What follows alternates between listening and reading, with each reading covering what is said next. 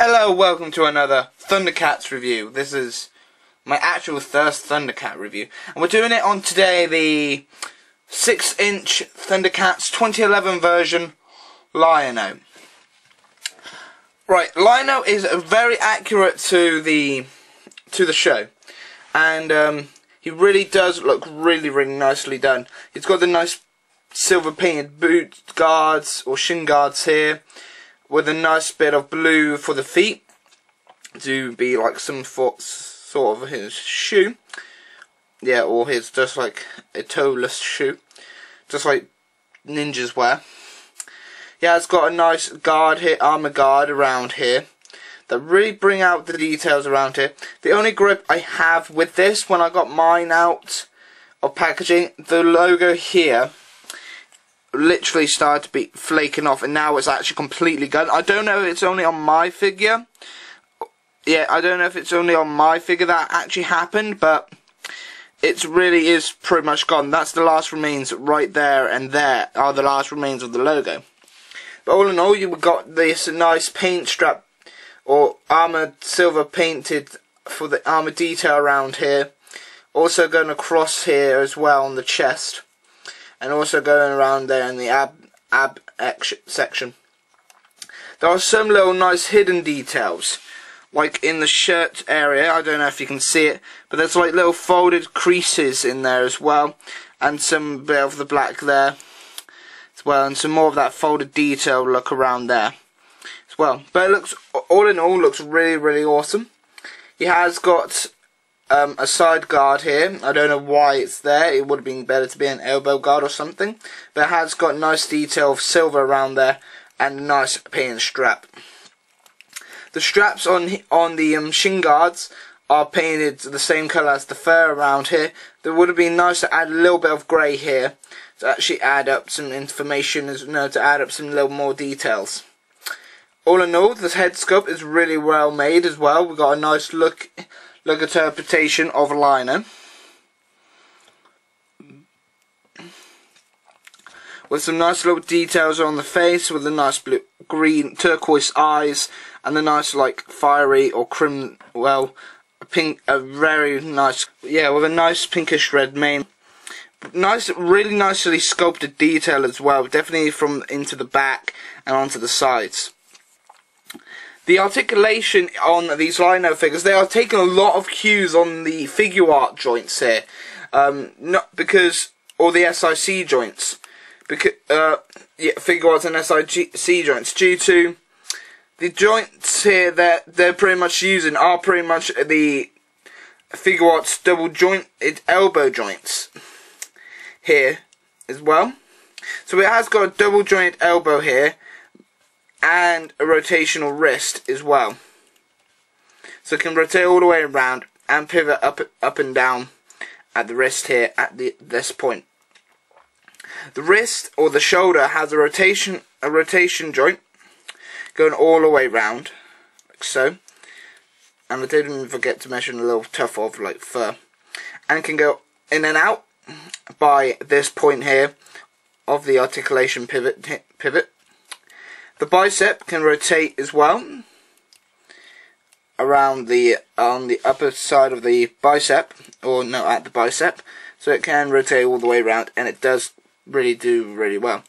The waist can go side to side like this from the up joint here, and can do forward and back motions at the back, at the bottom hinge point here as well. Head can look all the way around. Can look all the way around. Be careful, this would probably hinder it. And can go look up and down. Leg articulation is thus, it can go forwards and back, ended a little bit, not because of the guard, because of how it's shaped here, out by the ass. Can rotate at the upper thigh, and can go out like that. That will move with it, and you have to be careful. Don't do a pose like this all the time. This is what I mean. This is literally a good example. So when you do that, you actually literally have to push it down so it goes back into shape, so it won't get warped and stay up there. His legs are also on a double knee joint, or a double joint. So it has got 2 pins going towards each segment, so it can do the double knee. And then can pivot side to side at the foot, and also pivot as well. Accessories for Lino is pretty much the open claw shield, the closed claw shield, the long sword of omens, and the dagger sword of omens. Details are on both claw shields are done in this nice gold paint. They are really nicely done, and has got a peg hole there to do either to peg on the side. I'll show off a bit later, or has a nice little thing for, because it also can act like a sheath for the mini sword of omens, and it actually holds it very well. So now that I showed that off, let's get on to the dagger itself. The dagger is really painted nicely done in this nice silver, and has the nice eye of Thundera on it as well. They could have painted the red a little bit more, because it looks like the eyes is over all the area, and where the red ain't actually touching. But all in all, it does look like a nice detail as well. We've got nice little detail on the hilt of the blade. On the hilt of the dagger, and the detail for the dagger is very nicely done as well. Even the little details, even by the sheath or the hilt guard, is really shown there as well. Hopefully you can see it. That is really cool. Next we get to the long sword of omens. Mine came very badly warped. As you can see here, the sword is literally bent that way, and the hilt is bent like that, and this is bent like that, and you can even see that on the side. The detail on here is very remarkable. You can see the nice Eye of Thundera opened to form the Thundercats logo on both sides of the sword. The blade itself is done in that nice silver again, and the nice detail is still present here as it is on the dagger, but a bit more showing on the hilt guard this time than it was on the dagger, and you can see the very nice details. They went all out here, all out of the ordinary with this, and it looks really cool. The open claw of omens is painted with the exact same gold as the closed, but this time we have got the claws extended out and made it look more like a hand. It has got a peg hole as well, and it has got the slide gimmick for the dagger of omens as well, so you can store it on here. The only gripe I have on both guards, I would like to add like a little bit of red here or something on there, so it looks, so when you put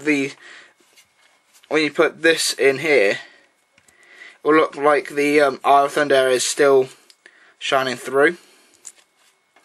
But it's understandable what they did. But it looks really cool, and it really does look like the claw shield. So let's go on to how to change them. To attach the closed claw shield, it's very simple. You want to get this piece here, this dark blue piece, and this ball joint will go into that little peg I showed off earlier, like so, like that, and it looks like it's attached to the side randomly, what I think is a very nice touch. And to attach the open claw, what we want to do is take the arm off here. For some reason it didn't want it.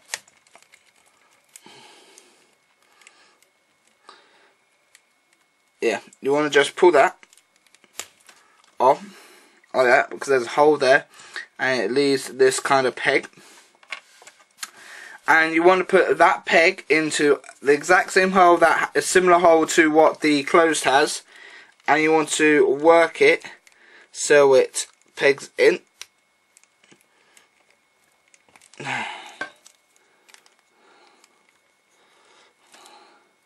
So it pegs in like so. and you can either have him hold the mini one, or you can have it stored in either pouch. So let's just store it in the sheath or closed sword of omens, and let's get him holding the long sword. God, it really doesn't want to do it. Yeah, and yeah, so you can get him into all kinds of poses. You can try. I've tried several times to get a decent enough Thundercats ho pose with this guy, but what I like to do sometimes is just get him in a nice like kneeling position, like he's just had a fight or something. So he's like ready to battle, like that. This is a really nice figure. Like I said, it's very nice. I do like the articulation. I do like the accuracy to the show. I do like the aesthetics of it, and it looks really, really nicely done. The only gripes I have would be probably the flakened Thundercats logo there, but all in all, it's a very, very nicely done. The articulation's phenomenal. The sword's look is really accurate as well, and looks all in all. Looks really, really cool as well, and I will be getting the other 6 inches. Next review would probably end up being on the San Diego Comic-Con Classics liner, and then once I get the other 6 inches, I will also pop back to get some 4-inch lines, because I want to review the Thunder Tank that I will hopefully get. But anyway, this has been Jazzimus Rider with a Thundercats review of 2011 version, Lion-O, and he's just got a serious face on, as you can see.